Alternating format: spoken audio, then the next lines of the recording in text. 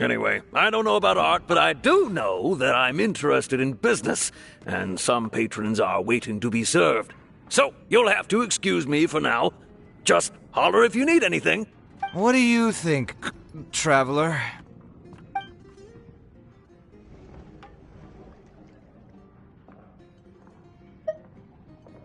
Exactly. So our thoughts on the meaning of art are rather similar. In Sumeru, and especially Sumeru of the past, the arts are not a popular discussion topic. Trying to talk about the arts is basically the key to killing any conversation. It's too bad that I'm not in my best form today. Otherwise, we could have talked about this for a little longer.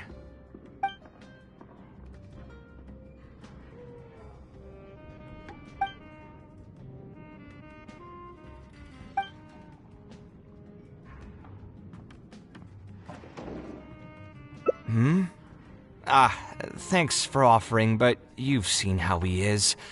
He's not going to listen to anything I say. He understands nothing about my design, and all the suggestions he made were as if he just wanted to mock me.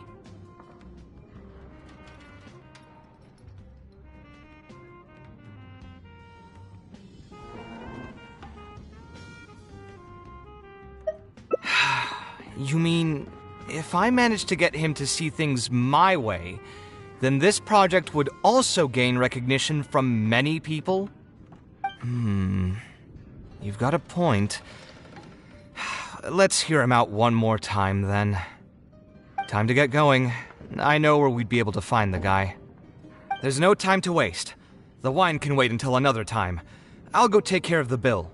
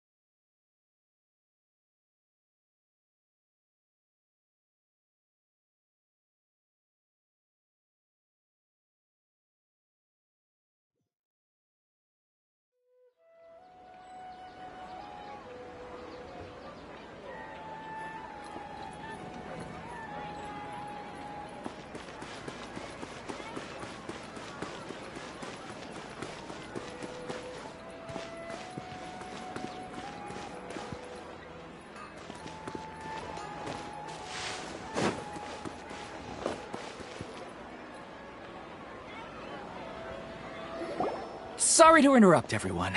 We finally have some real dream experts joining us. Esteemed experts, this way, please. Ahem. Now, if anyone has any questions, please feel free to ask them. They must be dream experts from another land. Great! Oh, I have a question. Me first! Me first! No rush. Everyone, please line up and ask in an orderly fashion.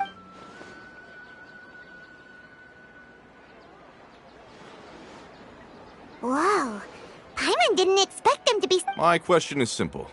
My everyday life is very difficult, so I would like to become a slime in my dreams. How can I do that? Oh! Paimon knows! Paimon's had this kind of dream before, so...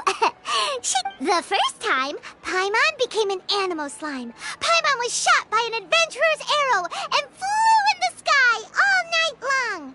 The second time, Paimon became a dendro slime. A group of kids thought Paimon was a radish and pulled out all the grass on her head.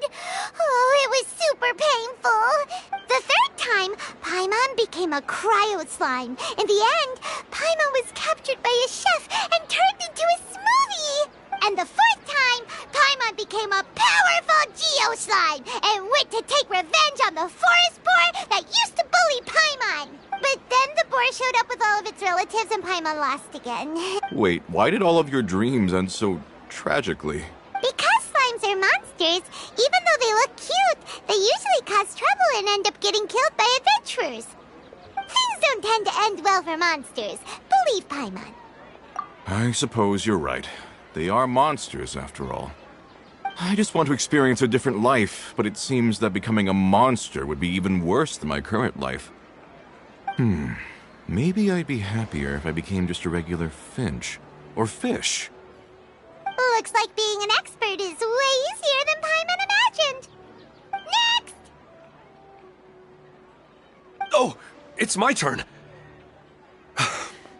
Esteemed expert, I want to know what posture I should sleep in so I can have the same dream as the one I had last night. Well? Hey, you're supposed to be helping.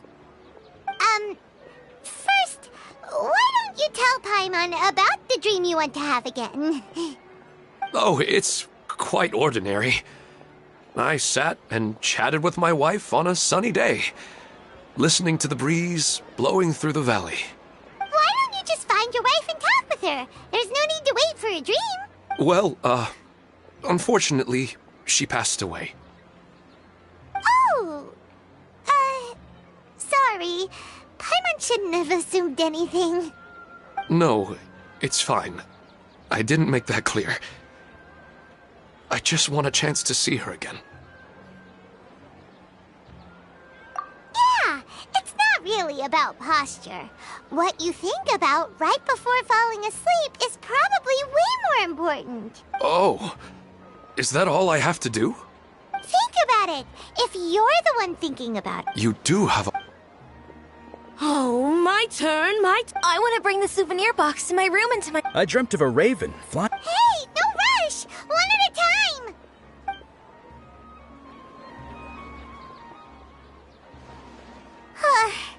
Their questions were way too difficult. We don't actually know anything more than they do. We're just more experienced dreamers. You do have a point right now. Oh, and now that Paimon has said that, you know who comes to mind? Bingo! If she was here, she'd probably be making some similar analogy. Unfortunately... Dear experts, we have another guest who would like to consult you. But you saw how we answered all the questions just now. We're not really all that knowledgeable. Ah, but this guest is rather special.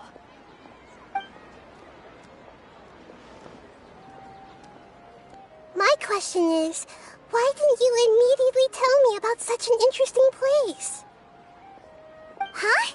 Nahida, how did you get here?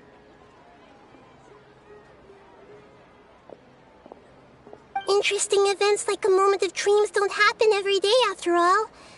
No matter how busy things are, I'd still set aside some time to check it out.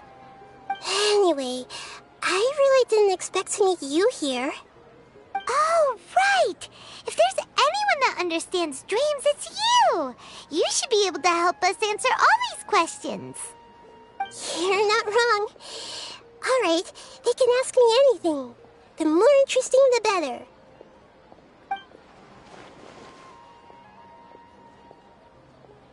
Huh? What's wrong? You were all so excited a minute ago. Why the sudden hesitation? Even so, it's not like I look super intimidating or anything, right? And in terms of reputation and renown, you've also done many great things in Sumeru, yet they didn't even flinch at you. Alas, the interesting questions have all vanished in an instant. It appears I'm the one spoiling the fun here. I'll see myself out. Oh, that's not true, Nahida. I don't want to get in the way of the original purpose of a Moment of Dreams, which is to let people gather here and freely share their marvelous dreams. Now the atmosphere here is like water poured into a container. The water is more secure and settled, but it has lost its free-flowing nature from the river. I just want it to be another drop in the water, not the cold and restrictive container. She's sulking. Hey! It's alright, everyone! No need to be shy. The Dendro Archon is really nice, so please just go ahead and ask. Otherwise, should leave. All right. I'll give it a try. Oh, it's the slime guy. Hey, drop the nicknames, would you? Besides, I don't want to become a slime anymore. Maybe a finch or fish is more suitable for me. I see. So you want to become a small animal in your dreams, right? Why do you think that sounds good to you? I guess I just want to experience something different. My everyday life is nothing but the same. The sky is right above me and the ocean just over the horizon, yet I remain caged in a life of monotony. So you want to experience something new in your dreams? Sorry. I'm getting a little confused. Why don't you seek out some new experience? Because if I don't work, I won't have any Mora.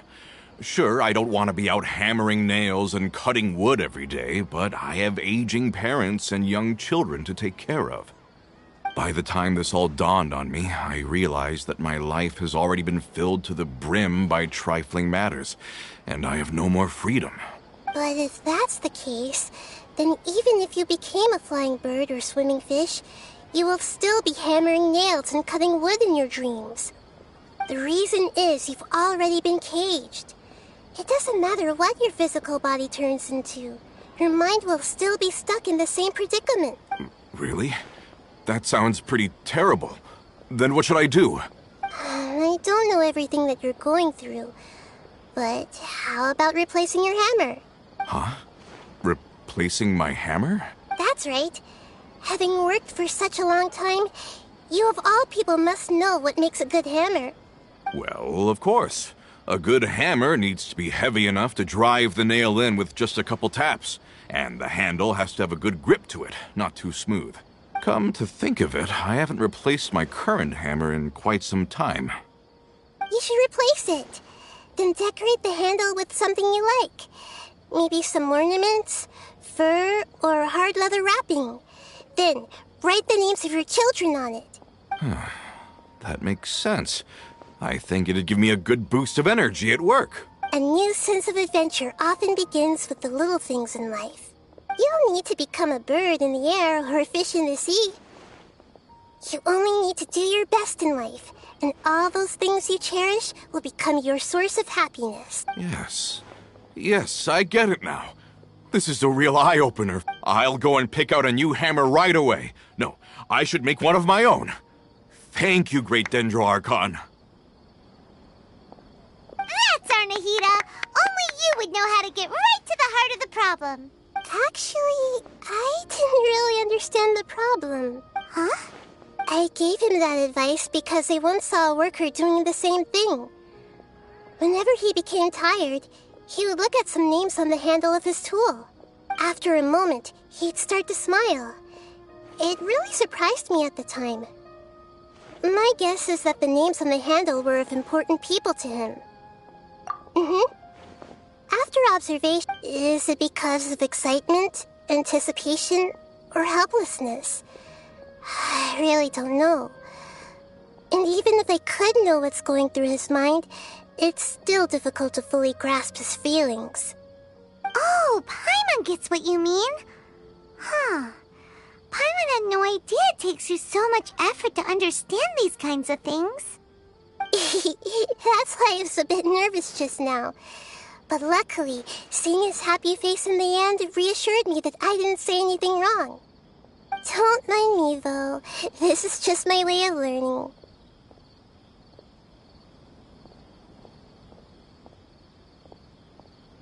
Hey, don't forget about Paimon. Everyone knows that Paimon's also super skilled at reading people's feelings. Thanks, you two. That makes me feel a lot better. Let's move on to the next question, shall we? I already asked the experts my question earlier, but I wanted to hear the Dendro Archon's response too. What should I do if I want to see my deceased wife in my dreams every night? Longing for the deceased. Even if you keep reliving those beautiful memories, it'll only highlight the emptiness in your real life. If your wife were still alive, she certainly wouldn't want to see you like this, would she? No, I suppose not. But our time together in my dreams is not just reliving our past together. I don't know. Maybe it's because I miss her too much. But it's really as if she had come back to life in my dreams. She even remembers each and every dream. After I wake up and then continue dreaming again later, we can pick up our conversation right where we last left off. That's really amazing. Statistically speaking, continuous dreams are extremely rare. It's almost as if my wife has obtained a second life in my dreams. But the more vivid she appears, the emptier I feel, and the more painful it is when I wake up. I don't know whether to call it a blessing or a curse. Maybe all of this is rooted in your deep longing for her. Were there any unresolved matters or regrets between the two of you? I don't know. I suppose my biggest regret is that I couldn't spend the rest of my life with her. I really felt like I was ready to move on. I wouldn't be so hesitant now if it weren't for these hyper-realistic dreams I've been having. Huh. You know, they say that whatever's on your mind is what goes into your dreams. But dreams are, and will forever be, just dreams. We are people living in the real world. It's not good to be overly obsessed with dreams. All it'll do is fill up your mind and eat away at your thoughts. Yes, I know. That's why I'm also a little disappointed in myself. I still need to take care of our child. And it's probably not good to let her see me in such a state. Anyway, thanks for your advice, Great Dendro Archon.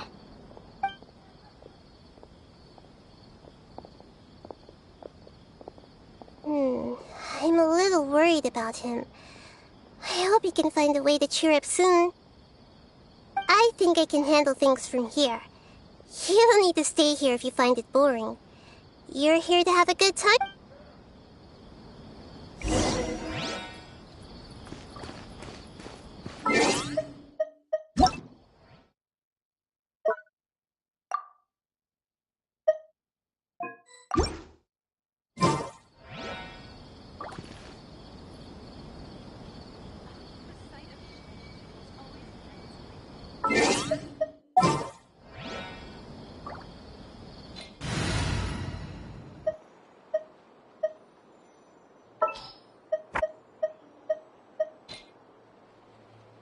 I'll take care of this.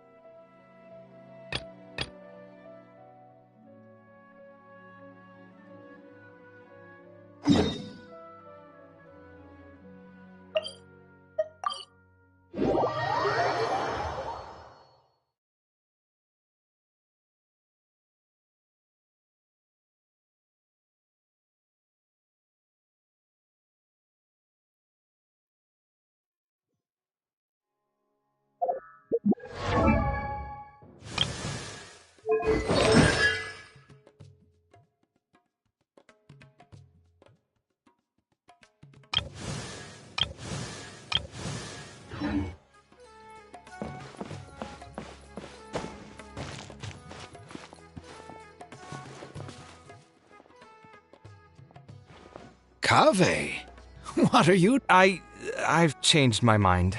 I was overreacting earlier. Can we try discussing the project some more? My apologies as well. Now that I think about it, some of my requests were indeed a bit unreasonable. If I choose you to create the design for my project, I should have a bit more faith in your vision. Thank you for understanding. Mutual trust is the basis for good communication. Now that, to be perfectly honest, your commission request has been the most peculiar one I've ever received. Even now, I still know nothing about the building's intended purpose. All I know is that you want to build something in the desert for public use.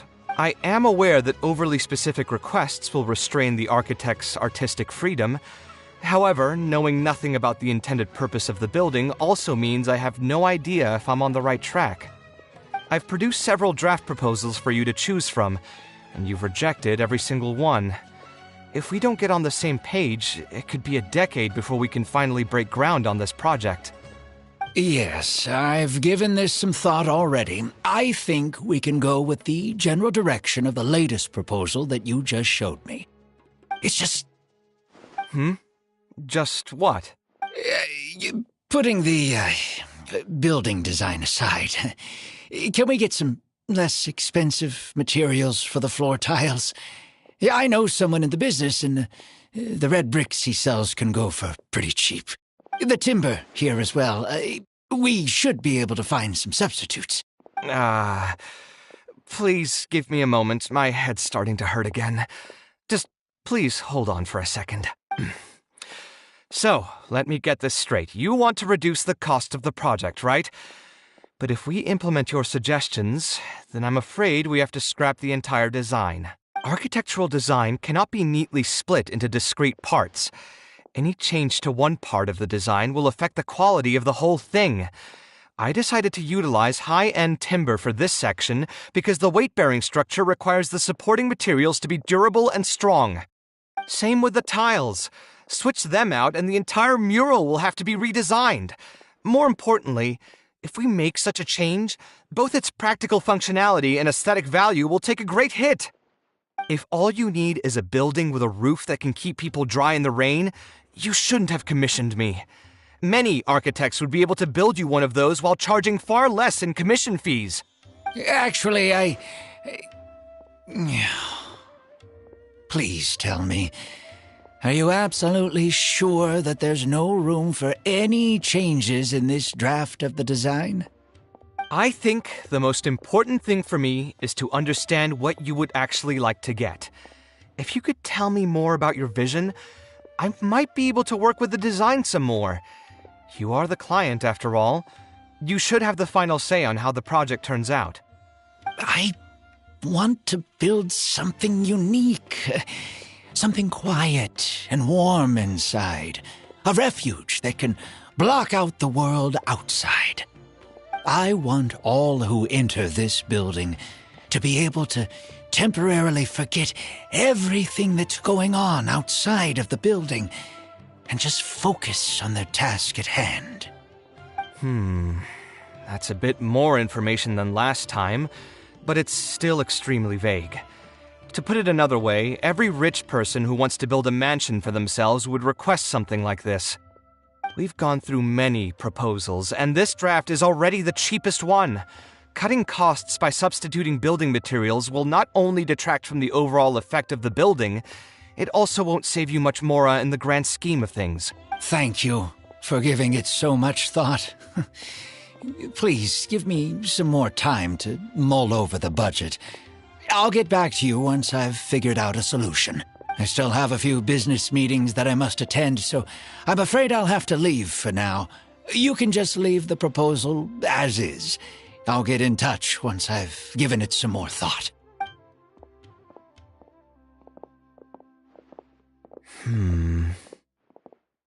I also have a similar feeling. Is that really okay? I mean, what he does now is none of our business. He does seem really suspicious, though. He dresses like a rich person, but when you talk to him, he hardly sounds the part. That's actually pretty common. Not all rich people are spendthrifts. Many are just, as if not more, stingy than him. The more mora some people have, the more they love interfering with people's lives, like constantly reminding you to pay back your debts, or hinting every other day that it's time for you to pay rent. Actually, now that I think about it, I'm not even sure this person really wants to work on this project with me. Putting his vague requests aside, he's still finding excuses to procrastinate even when we've decided on a plan. Who knows how long construction will take if he keeps delaying things like this? We should find him again and get some clearer answers. The sooner we can break ground on this, the better.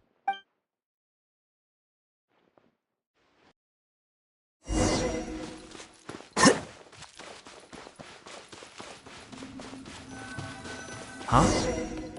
Where did he go? I could have sworn he went this way. Let's keep looking.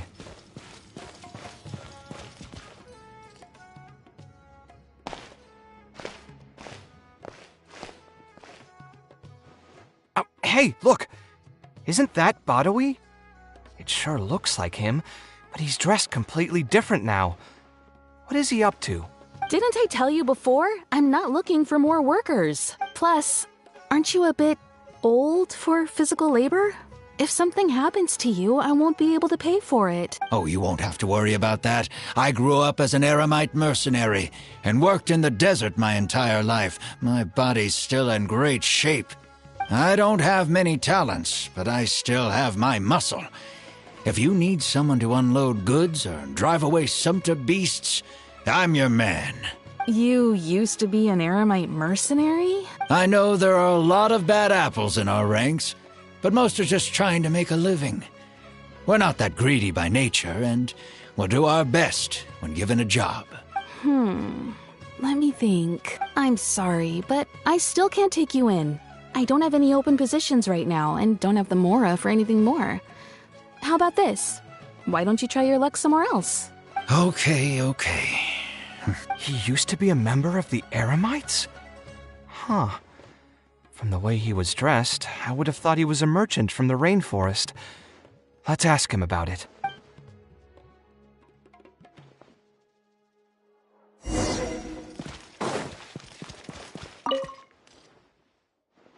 We meet again. Huh? Why are you guys here? That's what we wanted to ask you.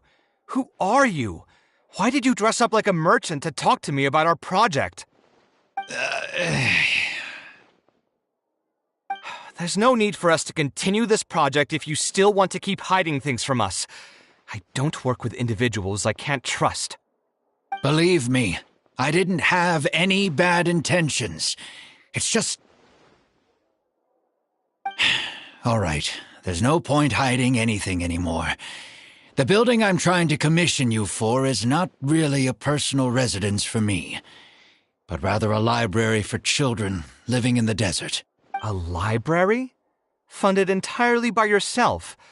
Shouldn't this be the responsibility of the academia? I've heard that the academia will be looking to prioritize the desert with the allocation of educational resources and materials. It sent over a large shipment of regular goods just last month. You're right, and I was aware of these happenings as well. I just figured what I want to do is a separate effort from what's already being done by the academia. The desert is too vast. Even if the academia spends a lot of effort trying to disseminate knowledge in those parts, it might still take decades, if not centuries, to reduce the educational gap that already exists between the two regions. And what's more, I don't know if the academia would ever reverse its stance in the future. All I know is that as a desert dweller, we should not wait passively for good things to happen to us. If we only did that, we'd never be able to stand up and hold our heads high. I don't have much longer left on this world, so I just want to use whatever time I have to contribute something to my homeland. I didn't want you to know that I came from the desert. I've lived in the desert my entire life, and there wasn't anyone here that I could trust. I figured I needed as much safety as I could get. To the point that you even disguised your identity? That's certainly taking playing it safe to the next level. Hold on. Don't tell me you've also been scammed before. When I first came to Sumeru City, I brought a lot of Mora, hoping to find an architect that I could work with. Someone agreed to take on the project, and even took a sum of Mora from me, but then disappeared without a trace. After that, I heard that there are a lot of untrustworthy people in this business. Some would run as soon as they've been paid, while others would deliberately use expensive materials and take a cut of the construction funding. I spent a while collecting information in the city, and eventually learned that you're the most famous architect in all of Sumeru. I figured that you wouldn't need to make Mora by scamming people, so I decided to reach out to you. By the way, how did you know I was scammed? I don't think I've ever mentioned that to anybody. Just a hunch. A while ago, I accepted an offer to work on a project in the desert, and was also scammed out of a large sum of Mora. I ran into someone who was living in a pretty run-down house. I noticed a load-bearing wall on the verge of collapse, and suggested that I build a new house for him. He said that he had no way to pay for it, so I loaned him some of my own Mora, and told him to get some stone and timber from the local vendors. Soon after that, I found out that he had gone gambling with all the money, and lost everything, down to the last coin. And after that, he even borrowed Mora from me twice more, using a different excuse each time. I didn't even suspect him of any wrongdoing until he hired a group of mercenaries and tried to ambush me in his own house. According to him, I looked like an easy target because I was an academia scholar who didn't have any family or friends in the desert. What kind of person would just look at someone else and think, this guy looks like an easy target? Those kinds of things do happen every once in a while, yes. Folks like him are the exact reason why us desert dwellers' reputation have gone down the drain. I must apologize to you on their behalf. It's all right. You were also scammed by someone from Kasharwar, after all. I should apologize to you on their behalf. Ultimately, neither of our experiences had anything to do with the desert or the rainforest. People who are new to an area are always easy targets for criminals. Yeah, you'll find both good and bad people everywhere. I can't understand the logic of those who like to take advantage of others, but I have to accept their existence as a fact of life. Anyway, I digress. Let's return to the topic at hand. Did you keep rejecting my designs because you thought I was deliberately using expensive materials to take a cut as a middleman? That's what I was afraid of initially, yes. I eventually understood that you weren't out to cheat me. But unfortunately, I still don't have nearly enough Mora to pay for the design you proposed.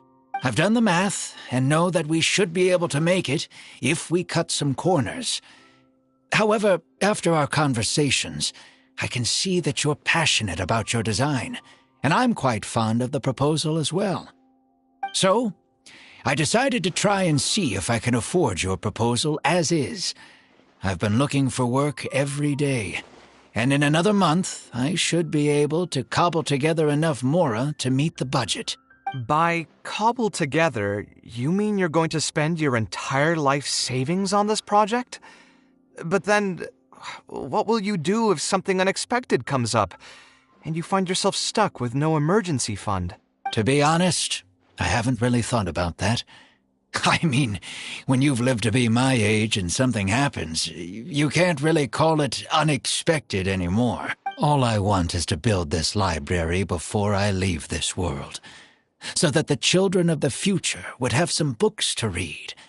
A while ago, I heard that the Academia had decided to recruit a number of exceptional children from the desert. Of course, this is welcomed news. But as someone who spent their entire life in the desert, I still have a few concerns. I know the desert life, and can predict what the problems will be. So even if the Academia would take them in, once they enter the halls, they might find themselves surrounded by other children who look and act very differently from them. And as a result, they might become socially isolated. Yes, I can imagine that. My father passed away at an early age. Even though I had a good number of friends during my years at the academia, for some time I still sensed many critical looks in my direction. I'm sure a child coming all the way from the desert will have an even harder time. But let's bring this back to the building itself. I think you said that you want this building to be quiet and warm, with its doors serving as a solid barrier to block out the sound and fury outside, and allow one to focus on the book in their hands. Building it according to the current plan will be quite costly. Even if I don't charge you any commission fees, I don't think we'd be able to keep it under your budget. Any ideas on what we can do?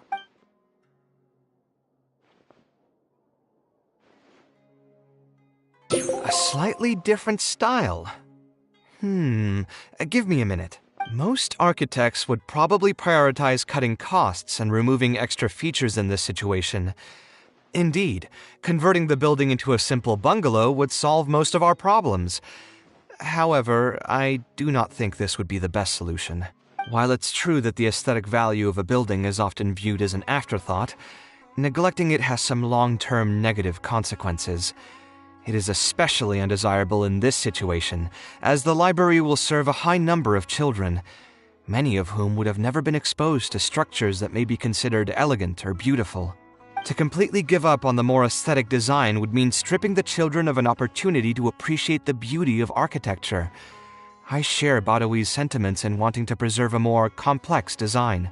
However, if we can reduce the ornate aspects of the design while maintaining its fundamental elegance, which is to say we won't touch the arches and stone pillars, but make changes elsewhere. To make up for the loss of regular details, we would need to put a lot of extra effort into the layout, lines, and color. I see. Would that really be okay? It just increases the difficulty of the design. You should feel lucky that out of all the architects in the city, you chose to approach me. Most of the others would have given up on this project by now. As for inspiration, I think I might have something in mind, but I'd need to visit the site to make sure. Aaru Village. Although it wasn't my childhood home, I think it'll be the best site for such a building. Okay, then we can pay a visit to Aaru Village. Is there something I can do for you? I've already caused you a lot of trouble before, and now you're revising the design again because of me. Which draft are we even on now? It's making me feel terribly guilty. Let me think.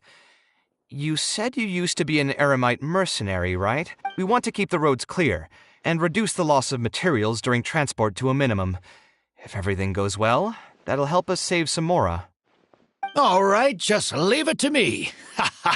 If there's anything I'm good at, it's clearing out monsters. What are you waiting for, then? Let's pack up and get ready to go.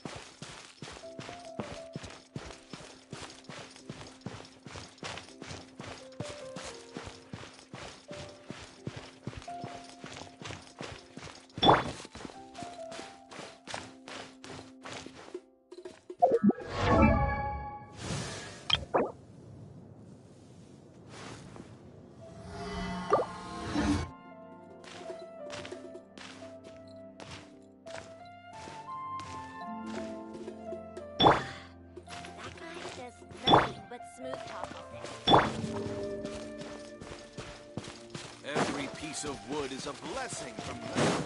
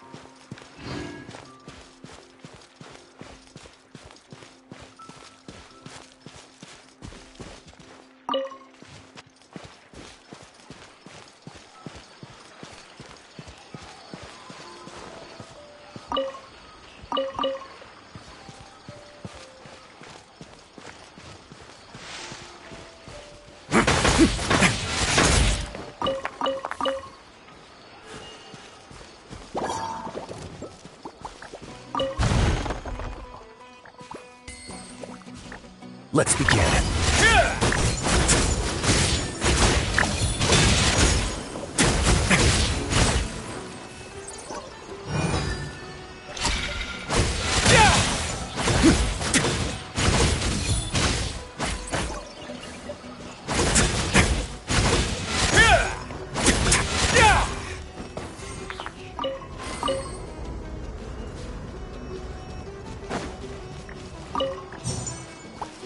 A moment, please.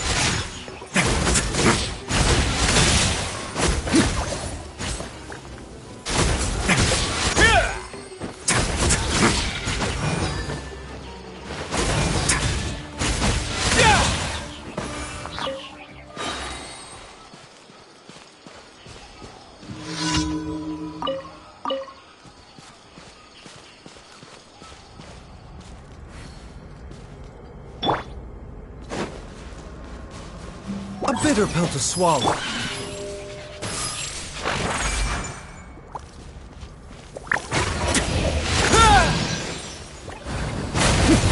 Not bad. Have a safe trip.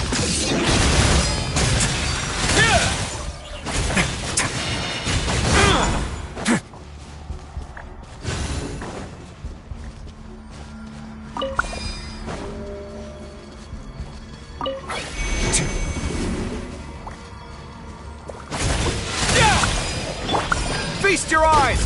Come at me!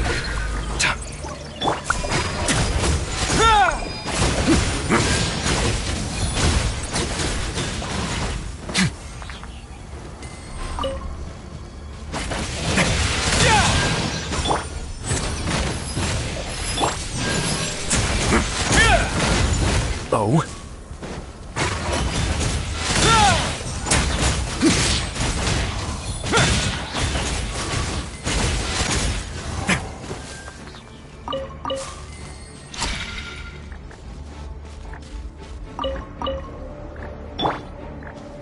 Mind the side effects.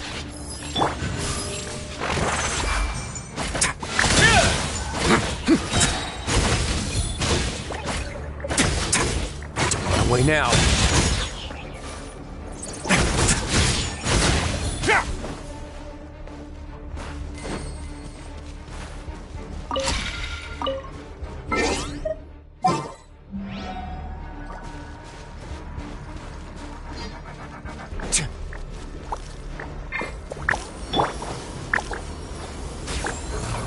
Here you are.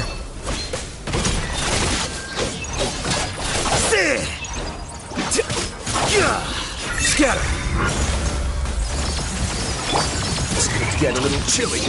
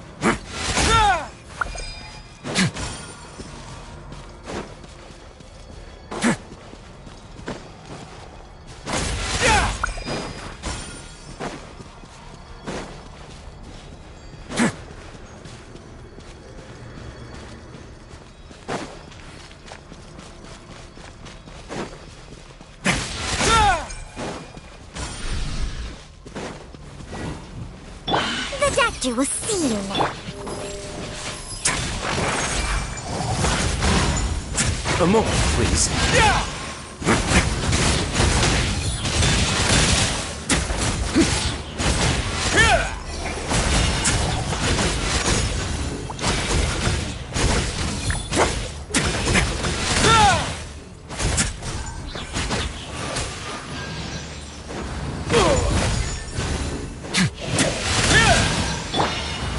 Like an emergency. Mind the side effect.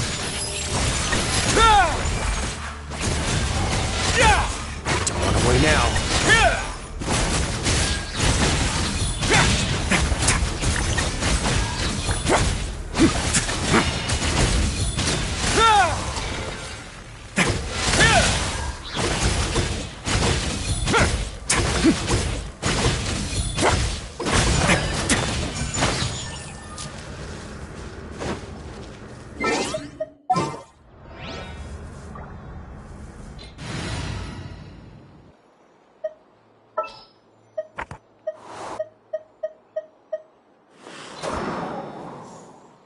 Let the wind lead.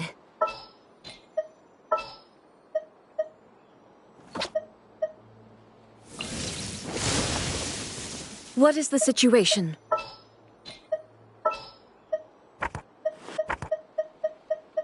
Take heart. Victory will be ours.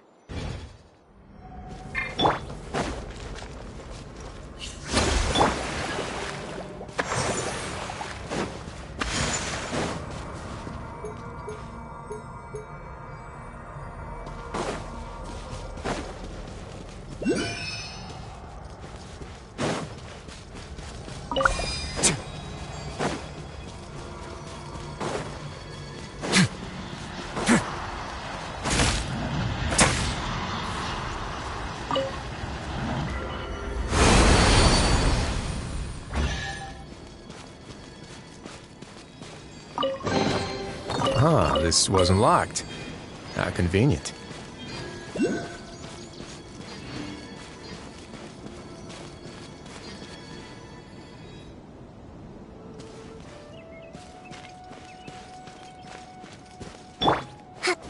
Time to go to Allow work. me.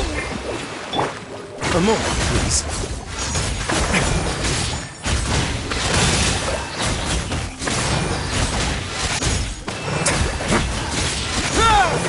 Have a safe trip.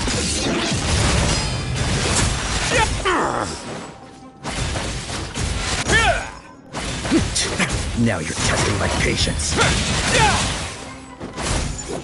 We'll meet again.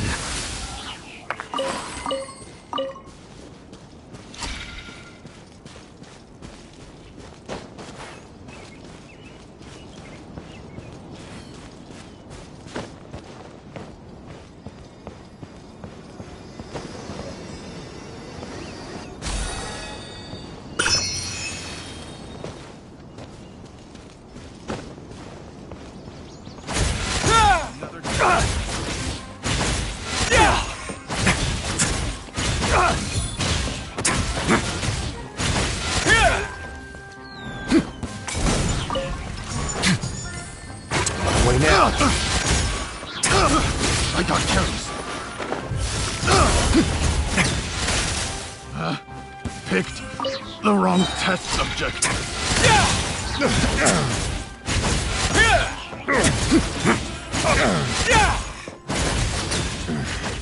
The hunter becomes the hunted.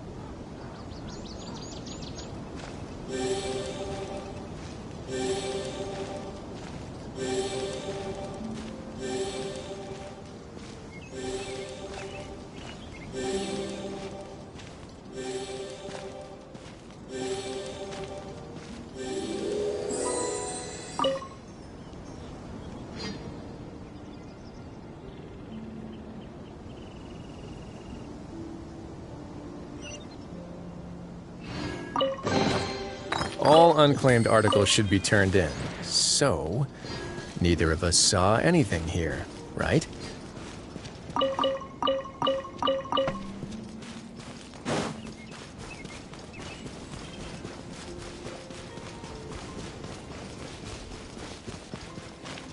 Happy to oblige. Feeling lucky today? Not bad. This could get a little chilly.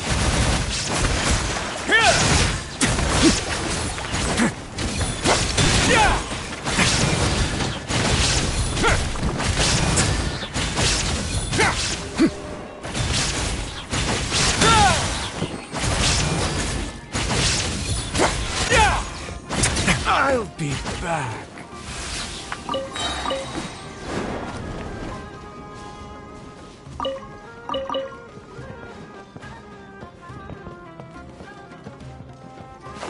A moment, please.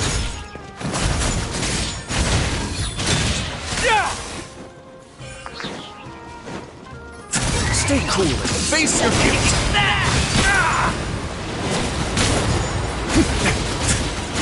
No backup, huh? Fine by me. Let's begin. Take that! I'll take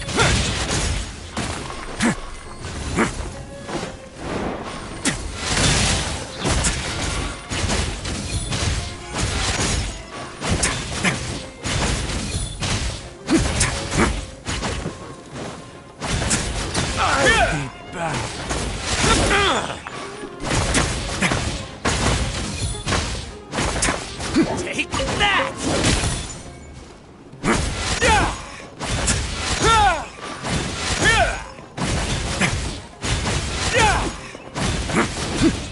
I'll take my leave.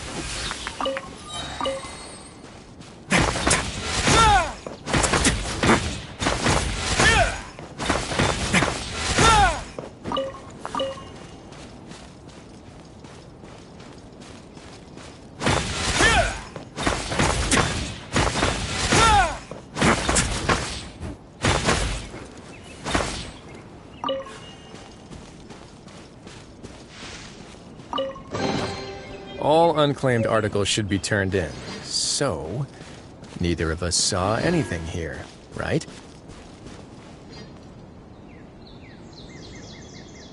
Rest and rebuild!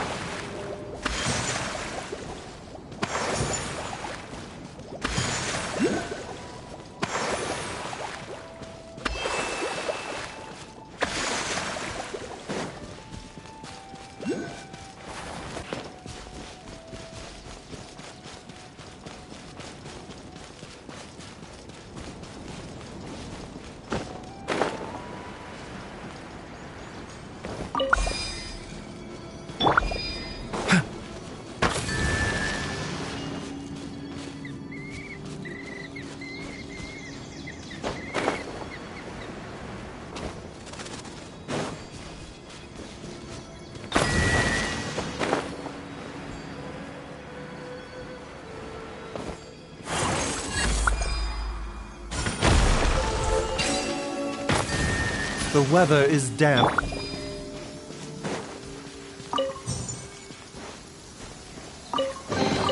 Huh, this wasn't locked. How convenient. They say there's nothing new under the sun, but somehow a picnic in the warm sunshine never gets old.